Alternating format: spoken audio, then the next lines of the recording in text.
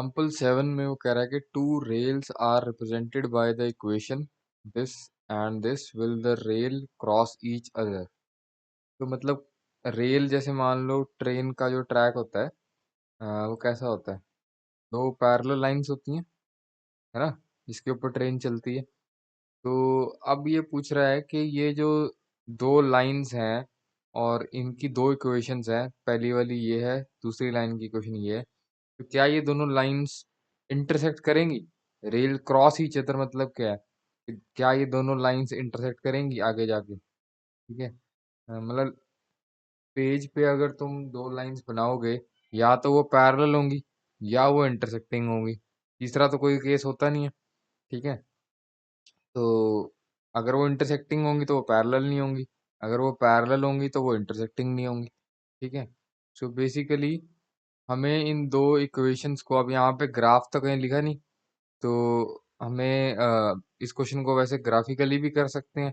दोनों लाइंस की इक्वेशन जो है, लाइंस ड्रॉ करके एक ही ग्राफ पेपर पे, फिर हम देख लेंगे कि वो ग्राफ कैसा आ रहा है, लाइंस कैसी आ रही हैं, पैरेलल आ रही हैं, इंटरसेक्टिंग आ रही हैं, वो हम बना के देख सकते हैं। ठीक है। दूसरा मेथड जो एनसीईआरटी में दिया हुआ है, दो इक्वेशंस को सब्स्टिट्यूशन से सॉल्व किया हुआ है, तो उससे भी हम पता लगा सकते हैं कि ये लाइंस इंटरसेक्ट करेंगी या नहीं करेंगी। ठीक है। जो क्वेश्चन में था वो मैंने लिख दिया, pair of linear equations are this and this, equation number 1 और 2 दे दिया।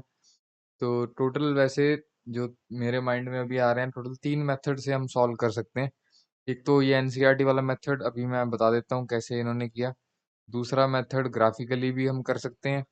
तीसरा मेथड हम रेशियो से भी चेक कर सकते हैं, क्योंकि जब टेबल समझाया था मैंने तो तुम्हें बताया था कि कैसे दो लाइंस का पता करना है बिना ग्राफ बनाए कि वो लाइंस इंटरसेक्टिंग होंगी, पैरेलल होंगी या कोइंसिडेंट होंगी। ठीक है।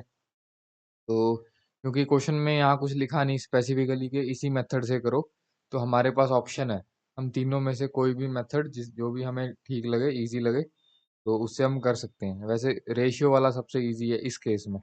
ठीक है। और रेशियो वाला तो वैसे हर केस में इजी होता है। तो अब वो तुम देख लेना कि तुमने कौन से करना है। जो भी मेथड करो अच्छे से एक्सप्लेन करो, थ्योरी अच्छे से लिखो। ठीक है, ताकि कहीं भी नंबर कट ना हो एग्जाम में। तो नेक्स्ट स्टेप में मैंने क्या किया, ये जो फर्स्ट इक्वेशन है इसको यूज कर रहे हैं, और इसमें से मैं x निकाल रहा हूँ इन टर्म्स ऑफ y। तो इन दोनों टर्म्स को मैं राइट साइड पे ले जाता हूँ। x इज इक्वल टू हो जाएगा 4 - 2y। ठीक है। Express x in terms of y का क्या मतलब है? ये जो पहले लिखा है इन टर्म्स ऑफ से पहले जो x लिखा है उसको अकेला करना होता है ना। यहाँ पे x का कोएफिशिएंट +1 होना चाहिए और कुछ नहीं होना चाहिए। ठीक है। अगर माइनस भी है तो वो राइट साइड पे ले जाओ। तो x in terms of y हमने निकाल लिया फर्स्ट इक्वेशन से। अब इसको हम सेकंड इक्वेशन में डाल देंगे, x की वैल्यू फर्स्ट से निकाल के सेकंड में डाल देंगे। ठीक है। या हम फर्स्ट इक्वेशन से y in terms of x भी निकाल सकते थे। अगर मुझे y in terms of x निकालना होता तो मैं कैसे निकालता? पहले मैं 2y को एक साइड करता और 4 - x हो जाता, और फिर मैं इस वाली इक्वेशन को सॉल्व कर रहा हूँ और फिर 2 इसके नीचे आ जाता, तो ऐसे करता। लेकिन ये ज़्यादा ठीक लग रहा है, तो आंसर दोनों से ही आ जाएगा। लेकिन तो मैंने क्या किया, ये जो सेकंड इक्वेशन थी इसको दोबारा से लिख दिया। ठीक है। फ्रॉम सेकंड, और ये जो x की वैल्यू फर्स्ट ये जो ऊपर निकाली थी वो मैंने यहाँ डाल दी। x की वैल्यू 4 - 2y डाल दी। तो अब इस यहाँ पे अब ये एक्सप्रेशन सिर्फ y की टर्म्स में रह गया, तो यहाँ से y निकाल लेते हैं। नेक्स्ट स्टेप में ये हो गया 2 × 4 = 8, और ये 2 × 4 हो गया, और ये सारा सेम आ गया। अब ये कैंसिल हो गया, तो 8 - 12 हो गया, -4 इज इक्वल टू 0। ठीक है ना। 8 में से 12 गए, माइनस का साइन लगेगा क्योंकि -12 के साथ है, तो ये इधर -4 आ गया, राइट साइड पे 0 आ गया। ठीक है। तो the statement is not true, left hand side is not equal to right hand side. या दूसरा तरीका ये भी था कि तुम ये 8 - 12 इक्वल टू 0 बचा था, तो तुम 8 इधर रख दो, 12 उधर रख दो, अभी भी स्टेटमेंट नॉट ट्रू है। तो अगर कोई स्टूडेंट ऐसे करता है तो भी ठीक है, अगर कोई स्टूडेंट ऐसे करता है तो भी ठीक है, लेकिन लिखना यही है दोनों ने कि which is a false statement, the statement is not true. ठीक है। सो मैंने लिख दिया here the statement is not true, या लिख दो statement is false. So given pair of linear equation do not have a common solution. तो पहले एक एग्जांपल आई थी जिसमें left hand side equal to right hand side आई थी। ये जो पिछली एग्जांपल नंबर 6 की थी हमने, उसमें लेफ्ट हैंड साइड भी 18 आ रही है, राइट हैंड साइड भी 18 आ रही है। तो हमारा इनफाइनाइट मैनी सोल्यूशन आया था, है ना, बहुत सारे कॉमन सोल्यूशन आ रहे थे, ठीक है। लेकिन इस केस में left hand side is not equal to right hand side, so the linear equation, pair of linear equation do not have a common solution, or we can say equation has no solution,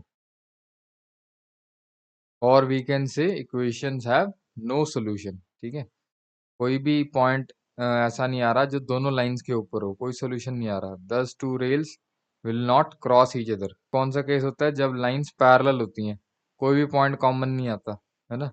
सो यानी कि two rails will not cross each other का meaning तो वैसे यही है कि वो दोनों जो रेल्स हैं वो पैरेलल हैं। बस तुम इतना ही लिख दो, two rails will not cross each other.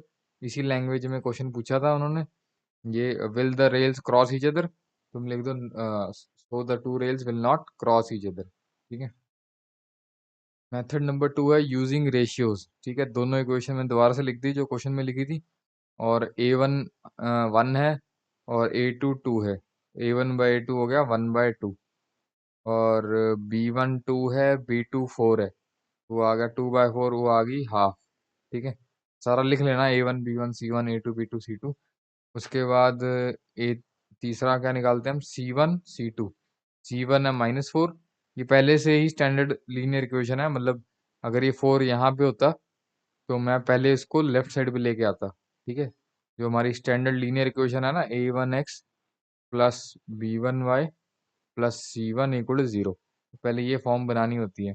अब ये ऑलरेडी बनी हुई है तो कुछ करना नहीं है। तो C1 आ गया -4, C2 आ गया -12, तो ये आ गया C1/C2 आ गई 1/3। अब यहाँ पे जो पहली दो रेशियोज हैं वो इक्वल हैं, लेकिन तीसरी रेशियो इक्वल नहीं है। दस द लाइन्स आर पैरेलल, क्योंकि ये कंडीशन किसकी होती है? पैरेलल लाइन्स की। And have no solution, hence the two rails will not cross each other, ठीक है। तो यानी सेकंड मेथड से भी हमारा वही सेम ही आंसर आया।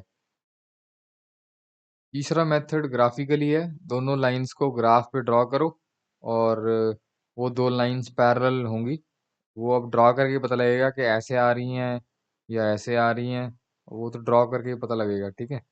तो ये मेथड से भी तुम सॉल्व कर सकते हो, तीनों से ही हमारा आंसर सेम आएगा, ठीक है। क्योंकि क्वेश्चन में कोई ऑप्शन नहीं दी हुई कि इसी मेथड से करो, तो तुम्हारी चॉइस है, तीनों में से कोई भी कर सकते हो। लेकिन रेशियो वाला सबसे जल्दी होगा, टाइम सेव होगा, तो तुम्हें टाइम ही सेव करना है ताकि बाकी क्वेश्चन पे फोकस कर सको। कुछ क्वेश्चन ऐसे भी होते हैं पेपर में जिसमें टाइम लगता है, तो उनके लिए टाइम चाहिए होता है, तो जितना टाइम बचा सको उतना बचा लो। लेकिन बचाने का मतलब ये भी नहीं है कि एक ही स्टेप में क्वेश्चन खत्म कर दो, अच्छे से उसको एक्सप्लेन करो। That's it.